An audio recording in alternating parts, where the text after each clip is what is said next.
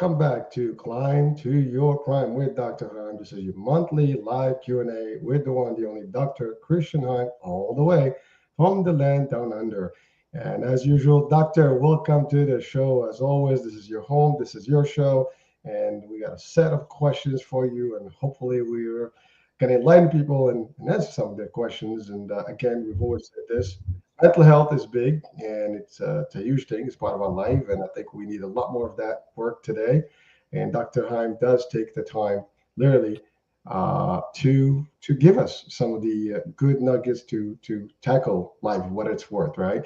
And, so that's about it. We're live on Instagram. We're live on YouTube. We are also live on TikTok right now. So, yeah, that just put us some comments and you can interact with us live and we can certainly respond now. But we do have a series of questions that are already available to us that the doctor is going to be responding to. Doctor, welcome to the show, man. Thank you very much, Hurricane. It's always good to be here. And a few changes for you by the sounds of things. Yeah. It looks like I got a different backdrop. As you noticed, I think everybody's like, where is this dude?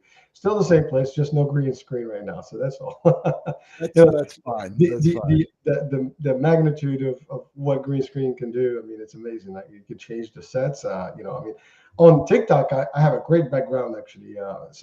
You're not on it, and I'm just me, so people can listen. And hopefully, if I see any comments there or questions, I can interact with them. But I have a nice little tiki bar, umbrella right by turquoise water. So that's my background there.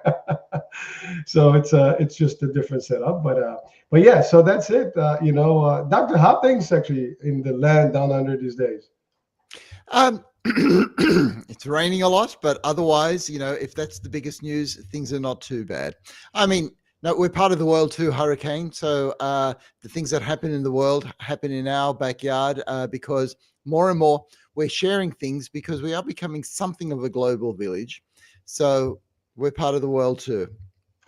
Well, it is a global village. I mean, really, we are live. You can tune into any channel and, or streams or whatever. I mean, you go anywhere. You're going to be able to see anything that's happening in real time, South hemisphere, North hemisphere, East, West, doesn't matter where. If it's happening, people can tune in right there. I mean, radio is one thing, but I'm talking live feeds. I mean, are happening everywhere, which can bring us closer and also bring the news and good and bad otherwise to everyone. But hey, it is what it is. And it does impact our mental health. So somehow, somewhere, sadly, I mean, just I don't know if you followed any of the news here in the States, but we've had so many recent shootings and things like that. I mean, it's just sad. I mean, it's violence is still a big I mean, still have wars out there. I mean, I hope that the world is a better place. That's all. And hopefully we'll make a difference slowly but surely, Doctor. That's all. That's what we're about, to try to make the world a better place, just a little bit, Hurricane, in our sphere of influence. And that's what we're here about. Sir. All right. Well, so Doctor, are we ready for our questions while we await for anyone to join us? And again, folks, we are live, and this is your monthly talk show live with Dr. Heim. So you can go to YouTube or Instagram, plug in your comments or questions. I can relay them to Doctor. And if they're on Instagram, or actually if they're on YouTube, I can place them right on the screen here, or vice versa, or Instagram as well. So whatever, if you feel that you have a question, don't be shy. This is your time. I mean, it's amazing how people are not, I don't know, I guess brave enough to get in front of someone and asking questions about mental health, because it is that. But I do have a question about that actually on the queue. So we'll talk about that in a minute. All right, so Doctor, I'm going to go with the first question, which I think it's going to be a general question for a lot of people. All right, here it goes. So why being rich is the fixation of most people? Everyone wants to have the most money. James, Orlando. Okay, thanks for your question, James. So the question that you put, James, actually goes to the heart of human nature. It actually doesn't have too much to do with money, but the thing about money is, aside from the idea that we can buy what we want, we can do more of what we want, the obsession with money probably has to do with a few things. As a psychiatrist, I'll talk about what's going on in human nature, and that is that there is something in us that's very competitive. And because we can measure money, because we know that you can put a number on it, It means that if you've got more of it, you feel that you're doing better, whatever better means. Now, the thing is that our society is also structured so that having more money means that you're able to do more things. And the point of society, in a sense, is to be able to make life better for us. But again, it comes back to this question of what does better actually mean? And so if you start looking at money as simply a means of exchange, just a something that we need so that we can exchange things, buy and sell, be part of society, then I think you start putting money in its place. The idea of having an identity where you're doing better as a person or feel better about yourself because you have money is behind what James's question actually is. And James, I got to tell you, it's such a huge question that I really don't know in which direction to go, except to say that it's got to do with our sense of identity and the feeling of doing better as a person because you have more money. Although I will say this, James, there's a very strange relationship between money and happiness.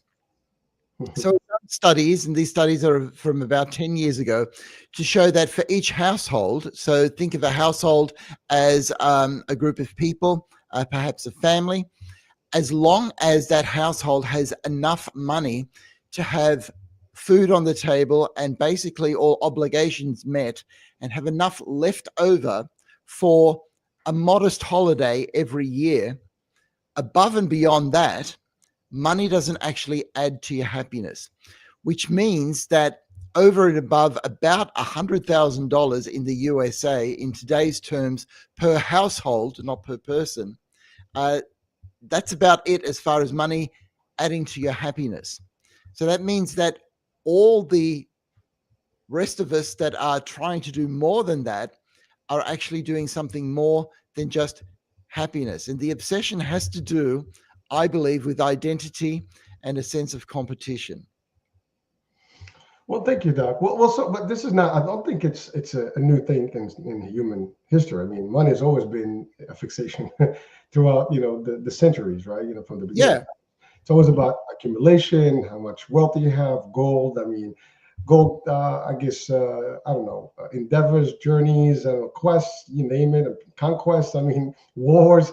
I mean, gold and money and wealth in general has been a big thing for humanity. I mean, to be honest with you, the question to me is as you said, it's a very big one and vast, in terms of its context. I mean, but it is, you see that a lot today. I mean, I think there's another question down, later today or the next one, similar to this one. But, we see that people are competing to show off, which, people are also almost attaching the money to success, as you said, not so much happiness. It's like it's almost becoming synonymous to, if you have money, you're successful. And, is that really the measure of success? And to your point, happiness, what is that also? I mean, sometimes, you can be happy without having money. As there is a sense of satisfaction when you have the means to do things and you can do a lot more. But I personally have seen people with very little money that are super happy. They're more generous than people that have the money. I mean, it's just a unique phenomenon, but I've seen that in real life, especially when you travel around the world. You see a lot more. Maybe if you get out of the wealthier countries and you go to maybe not so wealthy countries, you see some of these, I guess, folks that have very low means, but yet their hearts and their arms are open and they're smiling despite all the limitations that they may have, and they're not really into stuff. Now, of course, today with social media and everything, it's becoming an effect problem because people are seeing things that they can't afford. Back in the days, you couldn't see all this stuff, live, and nobody's flexing unless somebody drives by wherever you are. You're not going to be, intimidated or even attached to whatever they have. Like maybe like, oh, I want to have that. Sometimes people get envious. Sometimes they get jealous. Sometimes it forces them to do bad things. Whether it's stealing and stuff, and maybe even get into a life of crime and illegal stuff, right? So it's a very interesting question because it's pretty, a lot of people can relate to it one or the other. Now, someone can say, well, Hurricane, money is everything, to some maybe. And I actually sometimes I criticize some people that are just oh, the more you have this, the more you have that, the more you have this. I mean, listen, I'm not against it. I like capitalism to a degree. It's fine. You can have some, you can have a lot of it. Just how you use it is one, and how you deal with it is another. What do you think, Doc? Yeah, so because the question is so big, Hurricane, maybe we've got to put some limits on the question. Because seriously, so when we're talking about money, it's straight away an economic question rather than a psychiatric question. But when it comes to an individual's relationship with money, then we start talking about the psychology of money and what it has to do with the mind. With mental illness, money, when I think about money, I think about funding for hospitals and funding for people who need help with mental illness. That's the way that I think about money the most. When it comes to individual desires and individual values, that becomes another area that we could talk about. Or we could talk about, as you said, the history-old obsession that we have with money and why that actually is. And I suppose that's why I wanted to spend some time talking about identity, the idea that if we have more money, then we that we actually feel better about ourselves. But the thing, Hurricane, is if you and I can say that money doesn't make you happy, and that's a message that the studies show, and that's a message that you were talking about, how poorer people are actually happier. And if you and I know these things, that means that the rest of the world actually knows these things as well. And yet we still go on with some sort of an obsession with money. So it really is where we want to go with this question and what parameters we're going to put on it. Well, thank you. I mean, thank you for kind of closing in on it. But really, I think it's more of the impact of it, right? The mental, impact of it. Whether it's really, you have to have. I mean, the quest of massive wealth, right? Is that going to change? Is that going to impact your mental state? I mean, some people, they get so obsessed that they turn against everybody. They think they're beyond everyone. Sometimes they get into a power trip and looking down on others. Sometimes it's the reverse. People have no money. They tend to, again, as mentioned, jealous and stuff, and they may be reactive. As you said, it's also an identity. I have more. I can show off. People look up to me, and so on and so forth. I mean, and by the way, rich here can be, I guess it's more emphasis on the money itself. I think that's really, as you said, the identity piece is something. But you're right. I mean, people do have metrics, if you want to call it that way, around them to see, like, money doesn't make people happy. It could, and some people are sad because they don't have money, because they can afford food, basic stuff, for healthcare. But I think the impact of that, right? So a lack of means sometimes does impact how we eat, and maybe that affects your mind and your health, right? Your mental status. You maybe get into drugs and stuff. You maybe get into arguments. Maybe relationships get affected. Maybe you are difficult with your family, right? So it does impact a lot mentally. It's a challenging question in itself. It is, but it's only one aspect of life. Money is just money. And I suppose if your identity has a lot to do with wanting money, and I suppose if you're in a society that values money a lot, then it'll start to become more important to you. And the question then becomes, how can I actually limit the impact that money has on the mind? Because I suppose one of the things that we're assuming underneath is that the impact of money, or our obsession with money, is a negative thing. And then the question comes, why is it a negative thing if money is the means through which you can actually do things and achieve things through life? Because money can be quite useful. Mm-hmm. It's really what you do with it and how you share it around and how you contribute to society through money, either by putting together business ventures or being able to give it away in charities, that actually makes the difference. In fact, there was one very interesting study that showed that if people were given $100 just off the bat, here, have $100, what would you like to do with it? the people who kept it actually added to their happiness less than the people who said, I'm just going to give this away to charity. So that's a very interesting thing too, that in a way, the ability to give and the ability to help other people out actually resulted in more lasting happiness for the person themselves than keeping the money itself. So, but that's only using money as an example of what can be done with it. Money itself is just money. Well, doctor, yeah, I mean, it's just a tool, it's a means to an end, right? And again, to your point, it's how you use it. I mean, if you use it good, I mean, you certainly can do a lot great. I mean, you mentioned business ventures or, like a show or whatever. I mean, you can contribute, you can write a book, you can do a lot of things. You can help people, you can open a clinic, you can open, a place, where people can come in, have a shelter, whatever. There's so many things you can do. But at the same time, as you said, it depends on what you use. Some people have such a lavish life that, sometimes they don't even do any of that. They just enjoy life, which, by the way, I'm not against them. To each his own. People choose how they live their life. That's okay.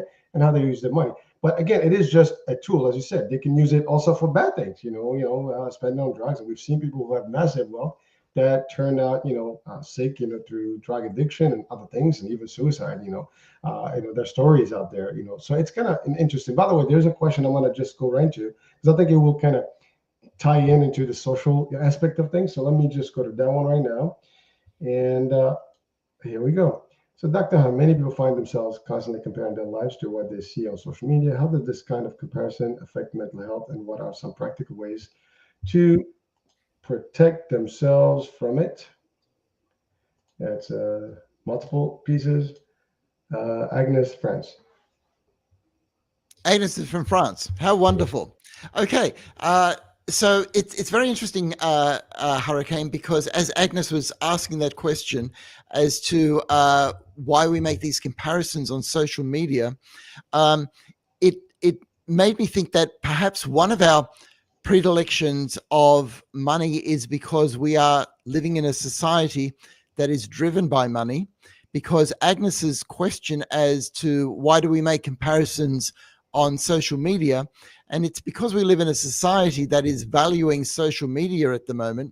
So for me, perhaps the broader question is, knowing that we are part of a society and knowing that society values money and values social media, the question then becomes, why do we as individuals then become obsessed with this? And it gets us to the point where we have the opportunity to talk about what we actually value as individuals, because it's not always the case, and nor should it always be the case, that we value what society values. So I'm going to say something really dumb, and that is that 50 years ago, people didn't have this problem with social media, and nobody valued social media. Now, I know that social media only came to rise in the late 1990s and the early 21st century. But just imagine if we had that technology and nobody actually valued it. Then we wouldn't need to protect ourselves from social media. Because our brains has a strong self-identity, but it's also very persuaded by everything that's going on around us. So we have this relationship with society, so that we have to decide if we actually agree with the direction that society is going, and whether we agree with valuing the things that society actually values. So one of the ways through Agnes's question is that we don't actually have to value social media. You can actually say, nah, I don't like it. I don't want to be there. You can actually do that. And that's actually very protective. But even the way that you laughed at Hurricane lets me know how difficult it is to actually say that, because it sounds so absurd to do that. But as individuals, we have to keep that right, that ability to make a decision to say, I want to be part of it, or maybe I don't want to be a part of it. Well, doctor, thank you, and I'm laughing because, it's funny. I just posted something earlier, just a repost, but it's about how today's society was like a reel about how we are chained to our phones, and everybody is like clueless about what's going on, and they just, it's becoming an obsession. And It is difficult today. I mean, I guess there is a higher value to it. A lot of people, you're right. We can't. We're in control. We talked about this before. Everybody can make a difference in how they behave and this stuff. And in the case of Australia, we talked about how they are even. I think that's becoming a law in the early of 2026. Where they have to limit, all these platforms age limits, for whoever gets in. So that's a pretty thing. I mean, so not only we individuals can do that, but governments can also kind of contribute to that level of control and hopefully giving us that. But it is difficult because of what it is. I mean, it is addictive. The science proves it. You've demonstrated a few times that, and again, but it is a fixation as on the first question about money and all this stuff, right? People want what other people, and it's really big marketing. I mean, companies use influencers. I mean, you mentioned something about influence earlier. Influencers are doing just that. They get approached, they get an offer here, promote this, and you'll get percentage, or you get whatever, a fee for whatever you do. And it's like, it's the same concept as sponsorships, right? In the old days on TV, you get an ad, right? Somebody pays it so we can promote it, and now you have a lot more of it, just more accessible. So it's kind of very difficult. But you're right. It is something that can be controlled. We can say no to it. But I'm laughing because how many people out there are going to say no to it? Again, it's going to take a lot. It's a challenge. Yeah, it is. It's a very big challenge. And I just want to stay with this challenge for a while, because there are the decisions that we make as individuals, but there are also the decisions that we make as a society. And both are important. And just because it's my particular work, I tend to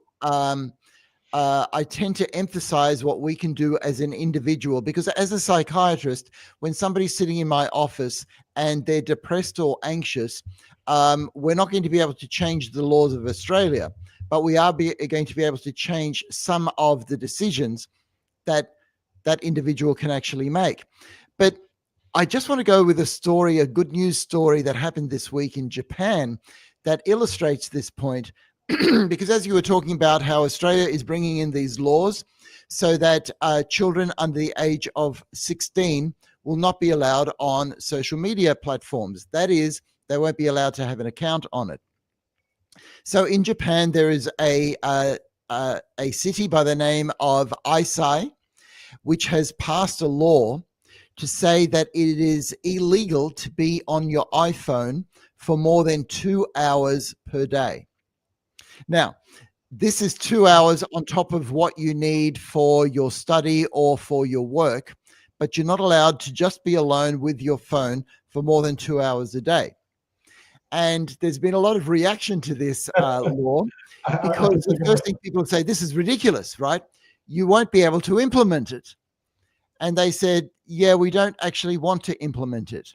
We're not going to fine anybody for breaking this law. And they said, well, then why make the law? And the town mayor actually said, so that people know that we do not value this, so that we can say that it is against the law because this is bad for you as a person, so that as society, our value is against this. Now, I think that's actually quite clever, because the Australia social media ban, for example, is getting criticized because people say, well, it won't work. You can't enforce it. And that's actually true. But that's not the point. The point is to say, this is what we as a society value. And in a sense, the Australian government has said that we as a society are valuing the welfare of our children above commercial interests. And the town of Aisai in Japan is saying we are valuing, saying that spending so much time on iPhone is detrimental to your mental health. And that goes a little bit to explaining to Agnes how we can be protected, because there are two arms of protection that we need from things that go on in society. One is the decisions that we can make ourselves, but then there is the society level, which has to do with the laws that we make, which reflect what we as a society value. Trouble is, laws tend to be behind what is going out there in society, but better late than never. Well, no, doctor, I mean, by the way, I was laughing because to your point, I was thinking about like, how do you even control and police that, right? Because it's a limited time. It's not like you can switch the internet for them, right? The Wi-Fi. But the idea is, as you said, it's clever because the fact that you throw it out there, right? Yes, Some people may just buy into the concept. I mean, so yes, it becomes part of a balance thing, right? Yeah, am I doing this? Some people will see like, okay, I think I can do this, and they can lean towards it, and some people are going to be totally reactive because again, it's like going to someone who's a drug addict, and you're going to tell them like you can't have the drugs. We got to. I mean, it just doesn't work that way. I mean, you know this. I mean, it's addiction is very difficult, and there's a yes, process to weed out of it. yes, So you just can't tell people like, okay, we're shutting this down. I mean, even you mentioned in Australia the critics and all the stuff because of the law.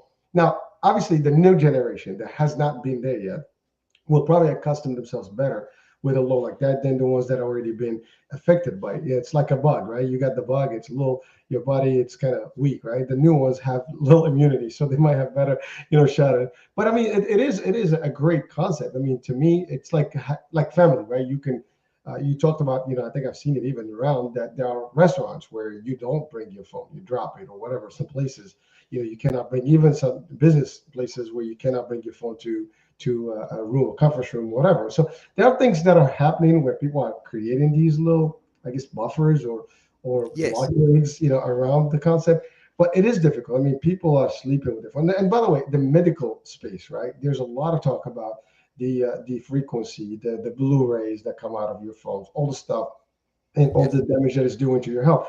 I mean, the people that are savvy and they health kind of wise, mentally and physically, they tend to see it. They can, to a certain point, control it, but not everybody's capable of that. That's some people are weaker than others. Some are stronger than others in terms of their will and ability. Now, also there's content, right? Some people are really using it for progressive stuff, learning and this and the other, and some people are using it for junk, and it just kind of accumulates more junk in the yes, mind of bad stuff, right? So it is again, the social media is the topic of the hour, just like AI, and by the way, there's now SI with synthetic, intelligence, which is going to be the next level. I mean, it's just we get in, bombarded with this stuff, but it's all good stuff, and it depends how you look at it, the angle, right? But you as a professional in the psychology, right? I mean, these are all things that have changed the way people and the behavior of humans. I mean, we are not the same, as you said, since the invention of the phones and all this stuff. We're completely devastated.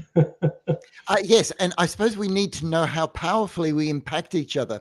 So there's this phenomenon that happens, and I'll use the example of a group of teenagers that decide to go out and see a movie, and they decide to see a really scary movie, and it scares them all to death.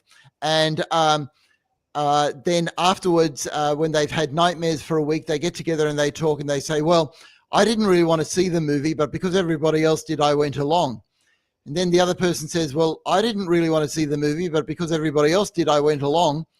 And then the other person says, well, wait, I didn't want to see the movie, but because everybody else did, I went along as well. And it turns out that nobody actually wanted to see the movie, but because everybody thought everybody else wanted to see the movie, they don't want to be the spoil sport. And there's a possibility that we're in a space like that with social media, because a lot of people are doing a lot of things that, quite frankly, they think that everybody likes, but it's not really such a great idea. In fact, in the USA now, they're having summer camps for adults between the ages of 30 and 40, just to do things like swimming, playing board games, and meeting people without social media, because you know what? That's what was really fun. And so there's a possibility that all of our society have gone along with a really good technology, which afforded us a lot of opportunity and a lot of instant gratification, if you like.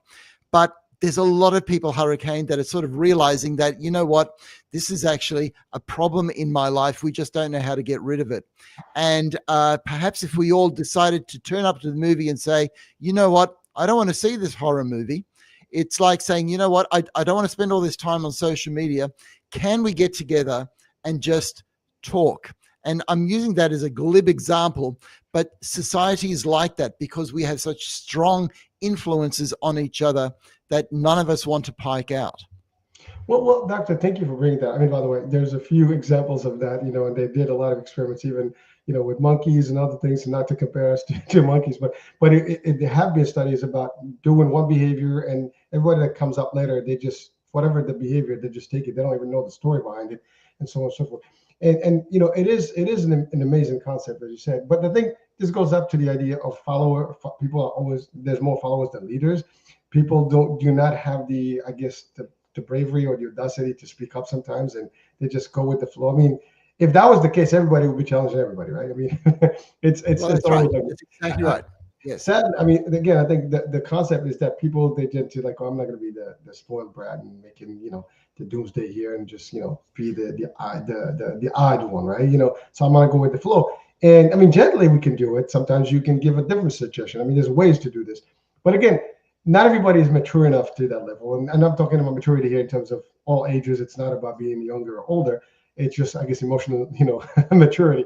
It's a little different, for a lot of us. And by the way, I'm not 100%, mature. Nobody, I think, is in this planet, because we all have our own weaknesses, our own things. Even, but we have tools that we can use. And again, something like, what I've been learning from Dr. Heim personally, and this is just my reflection, and I always say it, has helped me a great deal in a lot of things that I do in my life. And I use some of the techniques that he has shared with us over the years. And you know what? There's nothing wrong with that, to kind of balance your life. Yes, we do a lot of stuff. Listen, this is funny. I mean, we are on social media. We actually value social media for the work we Yeah, do. that's right. And there's nothing wrong with it. I actually share a lot of stuff on a day-to-day basis. I just choose positivity content that is good for the mind and the body. And there are some things that are entertaining. I also watch them every now and then. The thing is, like, you can't find yourself. I mean, there's a lot of studies about successful people. They're not spending time, like, what the excuse, like, I don't have time. People are spending a lot of hours on scrolling up and down or watching Netflix or whatever, and they say, I don't have time to go to the gym. I don't have time to do this. I don't have time to do business or whatever. Spend 2 hours a day building, your next move, whatever you do in your career path or your second hustle. And now you're, a couple of months later, you can be a millionaire, and now you have all the money, to answer the first question, right? And get all the stuff that you want. So it is a challenging, concept. I mean, humans are very unique in the way we do things. And yes, there's psychology in everything that we are bombarded with. So it's how we deal with it. I think, Dr. Heim's work does change that for us. Yes, that's exactly right. And this goes a little bit to the heart of Agnes's question as to why we make these comparisons and what happens on social media to make those comparisons. So, Hurricane, we're doing this show right now, okay? And look, I'm wearing a jacket and a white shirt, and my hair's looking okay. If Agnes saw me an hour ago, I did not look anywhere near this good, right?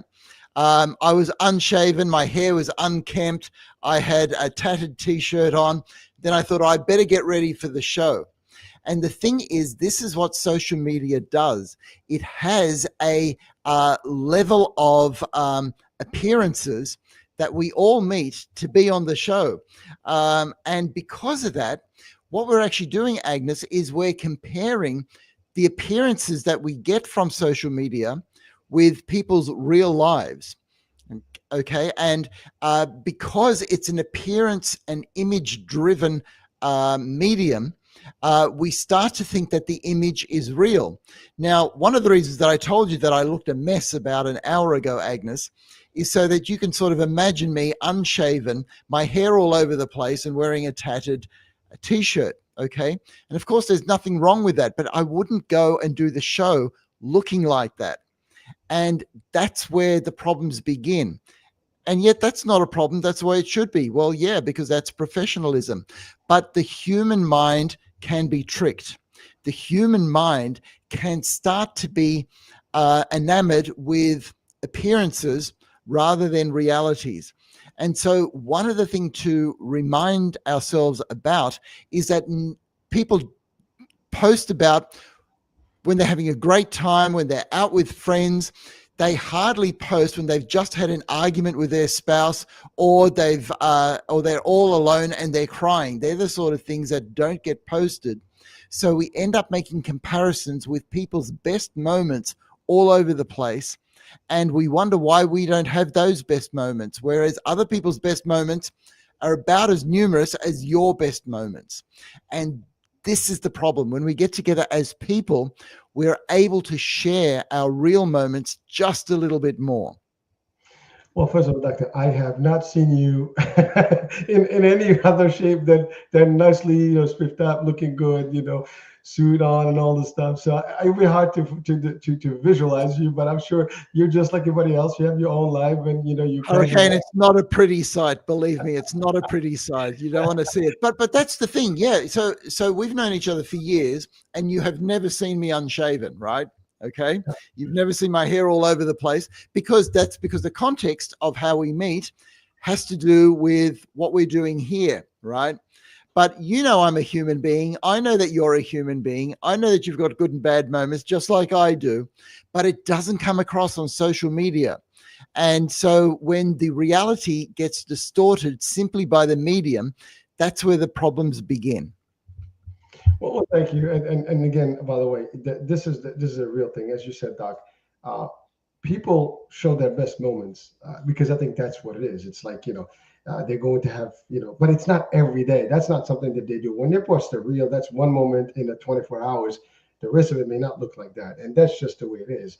We need to know that. I mean, by the way, I don't do a lot of posts on personal, my personal stuff is because it's all network related. But even when I do, some of it is just me and family doing things.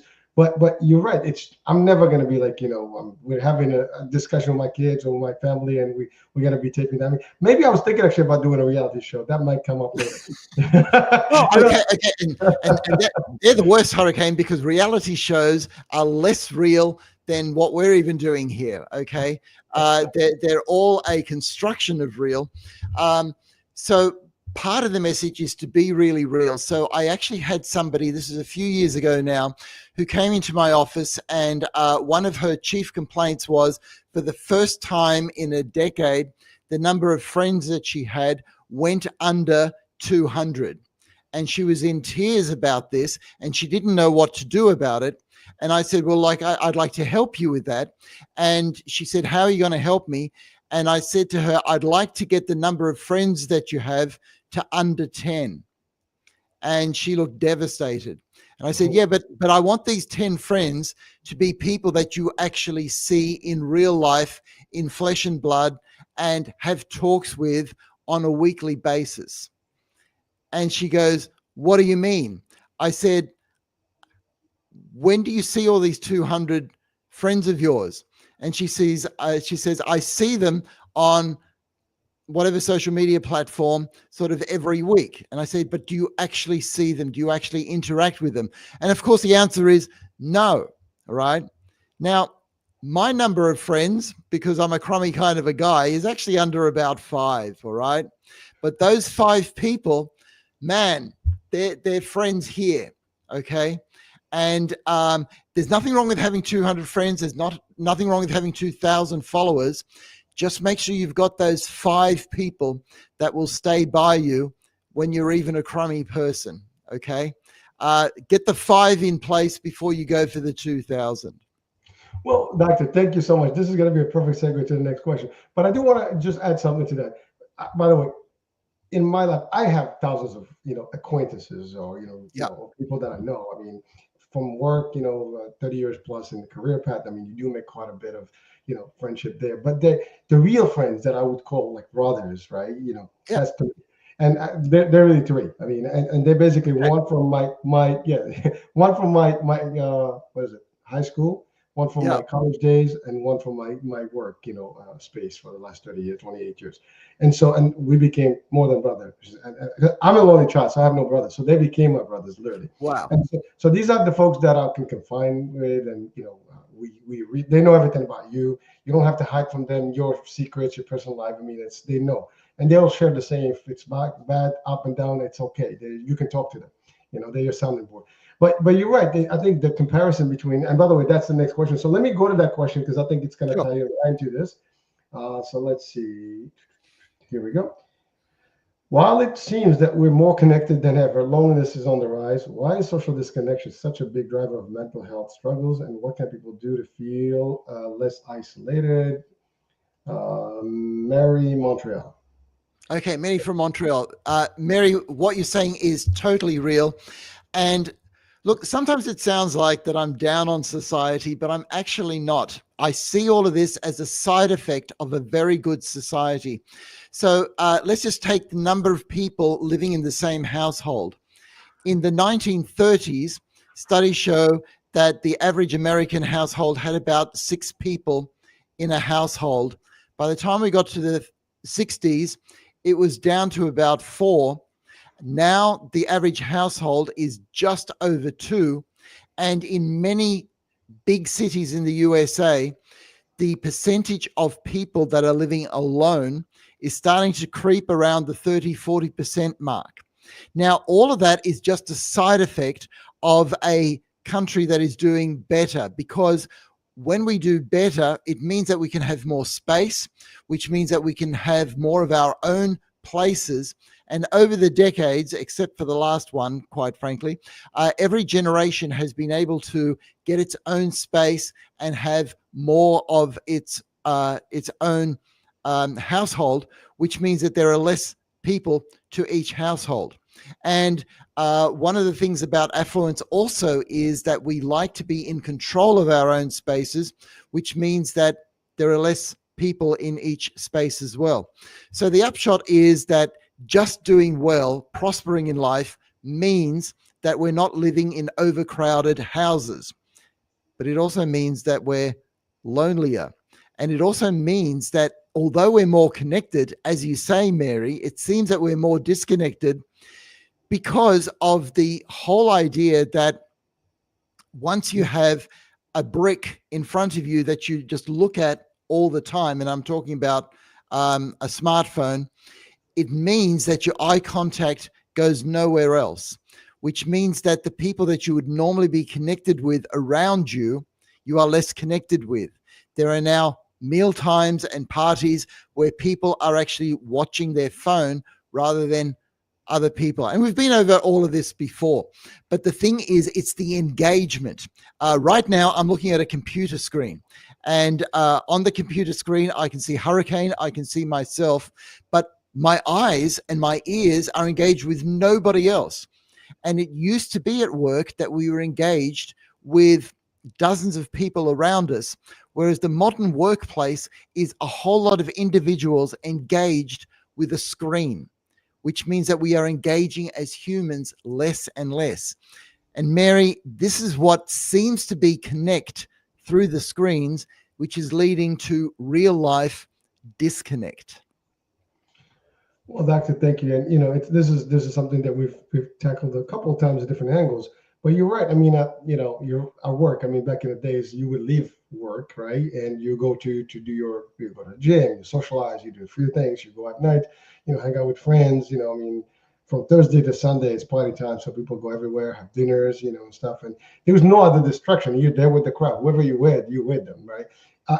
It's I still see this and I've seen it and it drives me nuts all the time. And sometimes I feel, I fell into it myself. We're sitting around the table, everybody picks up their phone. I get mad, like, put the damn phones down. I mean, it's really like, what's the point? I mean, it's like we're together or we're not together. I mean, right? That's what it is. That's right. But people are so comfortable with it. They just get into that head. I mean, everybody's got that neck now. Everybody's like looking down. Actually, that's becoming I think it's a diagnosis now. Literally people have this neck deformation because they're constantly looking down, and they even created some of these devices where you can have your screen up. But it is becoming a problem. But also, to your point, we are connected with a lot of people, but disconnected with the ones that may matter more because they're the ones that are close to you. I love what you said, Doctor, about the idea of how we were living in, I mean, families were together, I mean, in generations, in households, as you said, and because of the rent, because of the properties, they couldn't afford to have more, places. By the way, it's still happening in countries where the resources or the financials are less. So people still like, and by the way, I can say this is something that I was told a long time ago by a French person, because we were having a discussion about, like, how in Morocco, for example, families are tighter, and all it takes is one person to work, and everybody can be supported, right? So I mean, and I mean, it's not the ideal context or ideal life form, but people live for generations, where someone or a couple people can support the whole family and everybody's happy. And sometimes even people get married in this day. And by the way, you said something interesting. They said the last decade is different. we are seeing more kids going back to their homes and to their parents because they can't afford to live on Yes. their own now. So it's amazing how that tradition that we've had back in the days in let's say my homeland, right? That was something that was actually a practice that people like people could still survive and help each other even with low means because they chime in together and everybody Yes. does something. And now we don't have that, right? And by the way, this was I left home 33 years ago, and I can tell you that's changed there too. I talk to my cousins and stuff. They don't even see each other. I mean, brothers don't see each other now, and it's Yes. happening across the world. It's not even that. So I'm saying it's as countries progress and they get better and better financially, these trends are happening, and they get caught up in life. And you did you talk to your for brother? No, I haven't seen him in a couple of weeks. Bro, you live down the block from him. I mean, how can you possibly not see them? I just have no time. This is actually a real thing. I mean, it's crazy. Yes, it is crazy. And Hurricane, this actually gives me an opportunity to talk about some of the positive trends that are actually happening in society, because people are picking up on the sort of things that we're talking about at the moment. And so marriage, for example, is becoming much more popular and is starting to be on the rise for the first time in decades. People want to spend time together. And I want to talk about the coffee culture. So the coffee culture, yes, we like our coffee, but coffee is not the real aim of coffee culture. The aim of coffee culture is that you actually get to sit across from somebody, you get to look in their eyes, and you get to share words with them. And it becomes a moment, a shared moment between human beings. And we're really starting to see a rise of people, Hurricane, that are starting to see that the last 20 or 30 years were a bit of a mistake, all right? That we went too far in one direction because we gave up too much. We gave up too much family. We gave up too much of our friendships. We gave up too much nature. And what did we give it up for? We gave it up for online series, screens, and big careers and money. And it all comes back to that. And I think, Hurricane, that we're getting back to a balance. And that's why we're starting to get legislation that says, let's have less of these smartphones. We're getting people that'll get together and say, what can we do so we can actually talk to each other and look each other in the eye? And I'm a bit older than you are, Hurricane, so I'm going to show my age by saying that when I first started to work in factories and get small jobs, I actually looked forward to going there just to socialize with the people. And so workplaces are starting to open out and see that this whole idea of putting a screen in front of every person is actually ruining our quality of life. And so if we can have more and more activities that are team activities or where people are open to each other, these things are starting to gain traction. Let me not get too enthusiastic because it's only early days, Hurricane, but really one of the most pleasurable and interesting experiences that the human brain can have is to be with another person, just talking to another person. So we're going to start bringing back those experiences because our brains will get bored without each other. Well, Doctor, thank you. And in different shows, I've talked to experts, and you're right. The idea. Listen, I've been in sales, right? So sales is a personal touch. I've been in hospitality. It's a person job. That's It's a right. personal touch, right? You got to be, able to build that rapport, to connect with people, and you're not going to do it, remotely. As a matter of fact, when you do demos and stuff through Zooms, whatever, it's not the same as when you're actually in person. You get to mingle with the people, have stuff with them, talk to them. As a matter of fact, some top-notch, executives, they do tend to kind of try to test their new partners and whatever out there by just pretending they're not there, or they just actually test them out outside of the stuff to see their behavior, whether they want to even, break bread with them. And so there's technique there, but you do want to, like, if I'm talking to you in person, I mean, you and I, we met in person, so we know, we felt, the energy and everything. So it's not just this Zoom thing over, like, multiple zones, like you're in the future, I'm in the past here, but Yeah. it's different. So when even in sales, right, you want to look at people. I mean, it's almost unnecessary. When you talk to someone, you got to look at their eyes. You don't, look this way or the other. It just kind of turns people away. And you're right. So, but I love the idea that we're changing back. There is a trend backwards, because I think people are realizing this, like they're losing the touch. And I want to just to add one thing to the discussion, because I don't want people to misread us here. Listen, folks, we have followings, we have people, we are on social media. I've met people from social media that I met in person through social media. So I can tell you there's nothing wrong with that. It's how you use it. I mean, ultimately I think that's what it is. I've actually, I like some people myself, like on social media, and I've requested to meet with them because they were just so cool, and I'd like to see them in person and just say hi to them. Not for anything. I mean, we hear these things all the time, right? And there's nothing with that. So you can build that, but there's nothing more than when you're actually in front of people in person, see them, get to know them. It's just a different touch. The energy is different. You can see them, whether they're the true self. As you said, they're not going to be in a particular, I mean, when you go to a boardroom, everybody's spiffed up nicely. But you go with them on a golf course, or you go with them on a beach, or some, we do have a test run. If you really want to see someone for their own and see them for true, travel with them.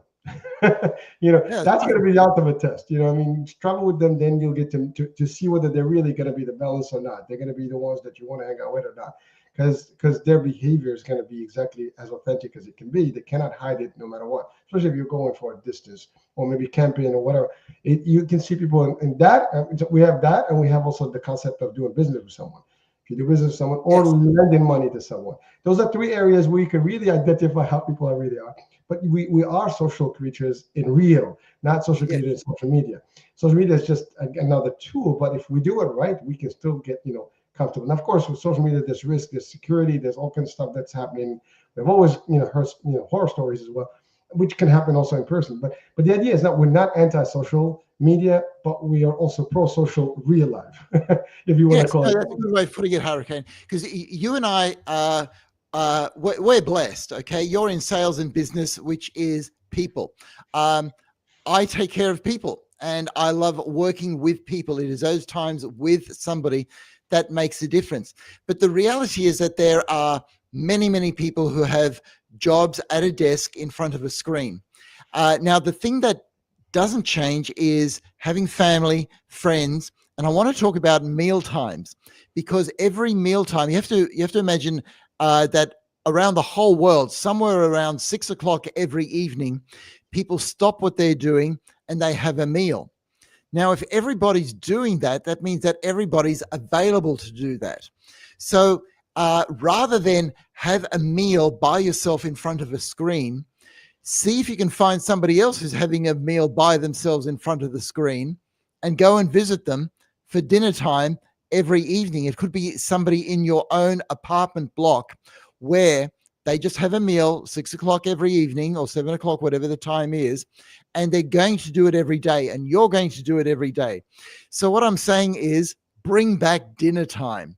Bring back the time when we share simply doing something that is basic to all of life, feeding each other and feeding ourselves.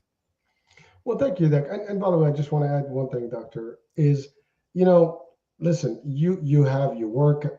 That's a great, a concept that you said about the idea that people who actually work in silos in this booth, right, and just has a screen and that's all. I mean, especially after COVID, I mean, a lot of people have not even returned to work and they work from home and they may not even interact with anyone.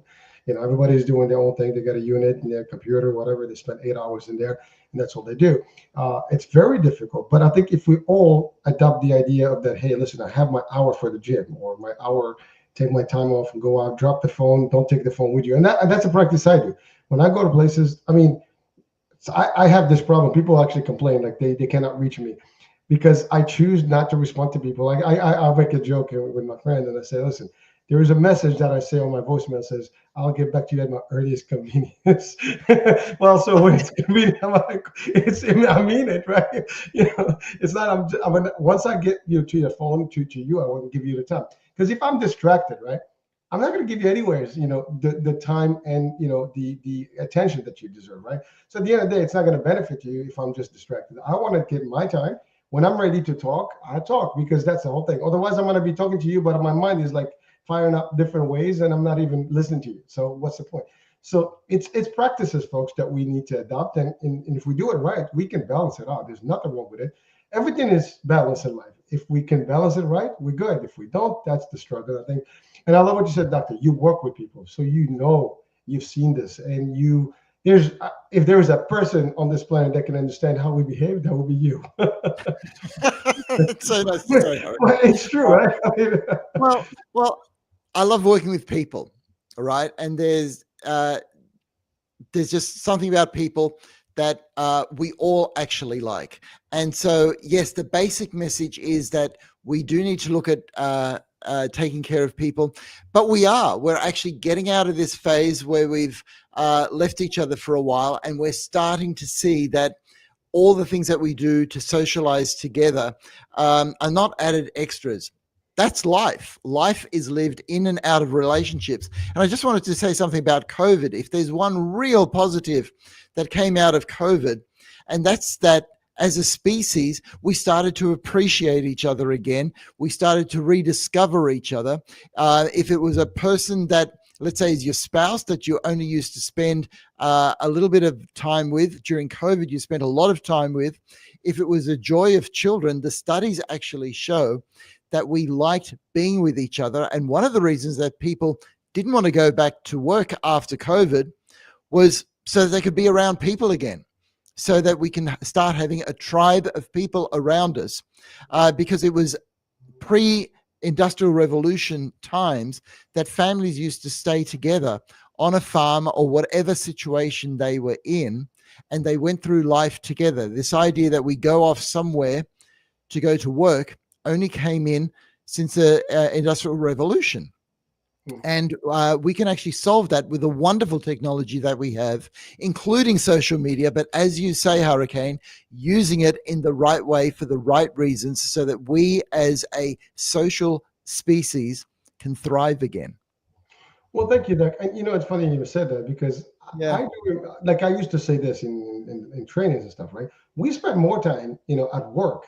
Literally that became the family because you Yeah. actually there are divorces that actually started because the folks were so busy working and spending more time with their colleagues than the actual spouses and or their children. It's funny how that kind of affected. And you're right. So in COVID, I think what happened is people like found, hey, I can do this. And while staying with and attending to the family members and still kind of perform and demonstrate that I can do the job, and it was successful. And a lot of companies have even done without spaces because it made sense for them. Yeah. Yeah.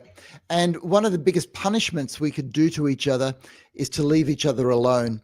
That's why solitary confinement is outlawed in a lot of countries because it's seen as too cruel to take away human contact. So what we can do is be with each other, not exclude each other, and even nurture each other. I just lost, there was something else that I was going to say. It may come back to me, Hurricane. Sorry. No, you were talking about just isolation, and we are a social creature. We need to be with people, and to your point, if you lose your mind, literally, if you're by yourself, and we've seen that. I mean, what is that movie, Cast Away with Tom Hanks, right? I mean, he's Yeah. for a minute. I mean, he's talking to Wilson, right? I mean, you can definitely lose the cool if you're really just by yourself. I mean, we're meant to be in a pack. We're not, Listen, again, I always say this: I'm an only child, so I can survive alone, but I can't really live alone. See, that's the difference. Yes. Yes. It's you can handle yourself by yourself because you have not been attached to a lot of people when you were growing up. But at the same time, you can't live without having encounters with other people and mingling with other stuff. So you can have fun with it, and it's a different story. And I know people that cannot even live without people. They have to have someone with them at all times, otherwise they don't thrive. So it is an interesting concept for us as humans. That we need to socialize. We just have to do it the right way and know it with balance without losing the real, I guess, aspect of it, right? Yes, and I suppose this comes back to the question that Agnes from France asked, why we make comparisons with each other on social media, because we see appearances. Because you and I at the moment, we're projecting an appearance, and this is not the reality. The reality is actually your spouse and your kids at home. My spouse, my kids at home, the friends that you have that you can keep, that's the reality. So it's like you say, it's using social media, but also socializing in reality. And that's the way we'll thrive as human beings. Well, Doctor, thank you so much. I mean, first of all, we're at the top of the hour here, so I have more questions, but we'll just push them to the next session, which will be the last Friday of September. So, folks, stay tuned for that one. And again, do send your questions. Again, Doctor is always open, and I have not seen him not respond to a question. Doesn't matter what it is, he will find a response. He will connect it to the mental health, and he'll get deep dive on it and give you something to operate with in the real world. And yeah, sometimes we touch on things because I mean, mental health is mental health, folks. I mean, there's no, we all need it, right? We need, I think we need it more than sometimes physical health. Because if we do it right here, everything else can follow well, right? So there's a big, connection there. Doctor, as always, it's a pleasure. Thank you so much for being with us, for all your, great, input here. Thank you. Thank you, Hurricane. I look forward to next month. All right. Well, that's it, folks. This is the end of this particular show. You can catch the replay on social media and everywhere else, on the radio, as well as on the podcast, wherever they play. And we'll see you end of September. That's it. We'll be talking soon. Bye for now.